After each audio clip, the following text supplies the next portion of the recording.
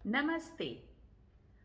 आपने बोलते हुए पशु पक्षियों की तो कई कहानियां सुनी होंगी, पर क्या आपने बोलती हुई गुफा की कहानी सुनी है? नहीं सुनी? तो चलिए आज की कहानी शुरू करते हैं, जिसका शीर्षक है बोलती गुफा। एक गांव में एक गरीब किसान रहता था। किसान के पास दो बैल थे, लेकिन उनमें से एक बैल काफी बूढ़ा हो गया था। किसान को इस बात का एहसास होने लगा कि उसे अब अपने बूढ़े बैल से इतना काम नहीं लेना चाहिए। किंतु किसान बहुत गरीब था और बूढ़े बैल की देखभाल करना उसके लिए कठिन होता जा रहा था। इसलिए एक दिन विवश होकर, मजबूर होकर उसे अपने बूढ़े बैल को जंगल में छोड़ने जाना पड़ा। जब वह जंगल में पहुंचा तो बैल को गले से लगाकर कहने लगा, मेरे दोस्त, तुमने मेरी बहुत सेवा की है, मुझे माफ कर देना।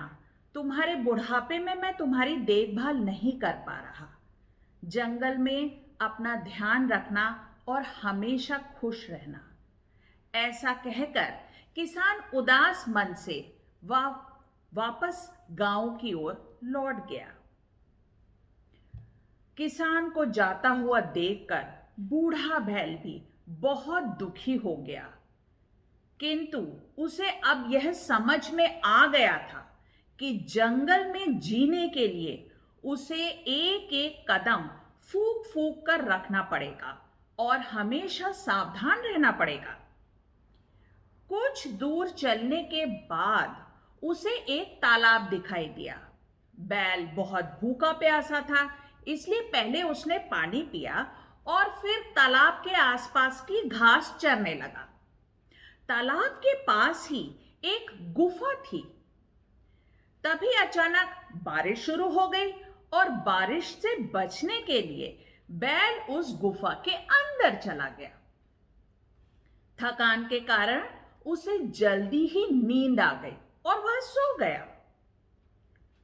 जब बैल गुफा के अंदर सो रहा था, तब कुछ देर बाद वह चौंक कर उठा, क्योंकि उसे एक शेर के दहाड़ने की आवाज सुनाई दी।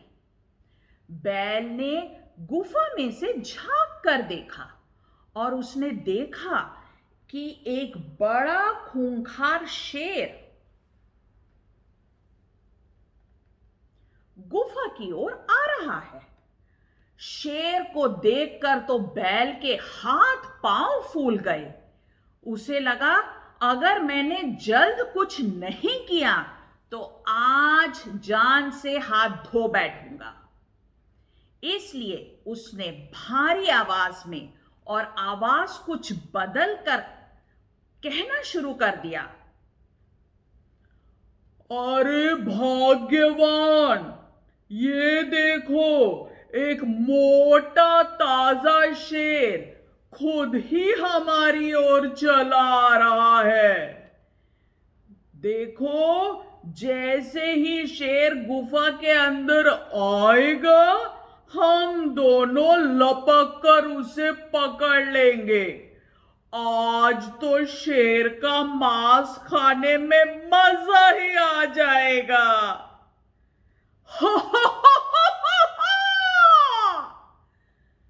गुफा से आती हुई अजीब आवाज को सुनकर शेर बहुत घबरा गया। डर के मारे तो वह भीगी बिल्ली बन गया और तुरंत वहां से चंपत हो गया। शेर जब भागते हुए जा रहा था, तब उसे एक लोमड़ी मिली। लोमड़ी ने शेर को देखा और कहा, अरे महाराज, आप इतनी जल्दी जल्दी कहां भागे जा रहे हैं? क्या बात है? शेर ने कहा, लोमड़ी, तुम भी यहां से भागो। पता नहीं तालाब के पास वाली गुफा में कोई भूत या राक्षस आ गया है जो शेर का मांस खाता है। कभी तुमने सुना है कोई शेर का मांस भी खाता है? मुझे तो लगता है वह जरूर कोई राक्षस या भूत है। शेर की बातें सुनकर लोमड़ी हंसने लगी। महाराज, आप भी कैसी बातें करते? उस गुफा में कोई भूत नहीं है। वहां तो एक बैल है। मैंने आज उसे तालाब के पास पानी पीते देखा था। वही होगा गुफा में। अरे बैल भला कभी ऐसी डरावनी आवाज में बातें करते हैं क्या? मैं ऐसे ही डर रहा हूं? तुमको क्या मेरी बात पर विश्वास नहीं हो रहा है? तुमको जाना है तो उधर जाओ, मैं तो चला दूसरी ओर। लोमड़ी ने कहा, महाराज, अगर आपको मेरी बात पर यकीन नहीं है तो मेरे साथ चलिए और देखिए, हम दोनों अपनी पूंछ बांध लेंगे। अगर कोई भूत वगैरह हुआ तो आप मुझे आगे कर दीजिएगा, वो मुझे खा लेगा पहले। महाराज, आपको तो पता ही है मुझे आपकी कितनी चिंता रहती है। लोमड़ी के इस तरह कहने पर शेर भी तैयार हो गया और दोनों जानवर अपनी पूंछ बांधकर गुफा की ओर चल पड़े।